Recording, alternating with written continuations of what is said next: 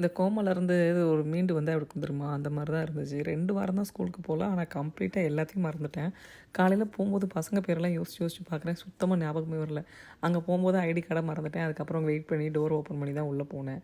So இந்த மாரி நெறைய பிரச்சனைகள் இன்னைக்கு நடந்துச்சு. பட் எனிவே நான் நல்லா என்ன பாசிட்டிவா வச்சுக்கணும் அப்படின்னு சொல்லிட்டு காலைல எழுந்திரிச்சு இன்னைக்கு வந்து தலையெல்லாம் குளிச்சு நல்லா மங்களகரமா சாமியெல்லாம் கும்பிட்டு முடிச்சுட்டு அப்படி தான் இன்றைக்கி ஸ்கூல் போகணும் அப்படின்னு சொல்லிட்டு கிளம்பி போனேன். போகிற வரைக்கும் எல்லாம் நல்லா தான் இருந்துச்சு.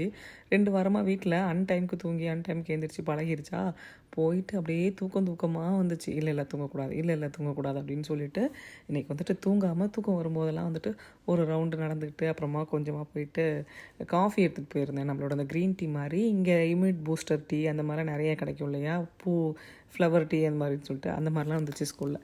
ஸோ அதெல்லாம் கொஞ்சம் போட்டு இன்றைக்கி அப்படியே இந்த டேவை வந்து ஓட்டிட்டேன். இன்றைக்கி காலைல பிரேக்ஃபாஸ்ட்டுக்கு பார்த்தீங்க அப்படின்னா நேற்று நைட்டே வந்துட்டு அடை தானே ஊற வச்சுருந்தேன். ஸோ அடை தான் ரெடி பண்ணேன்.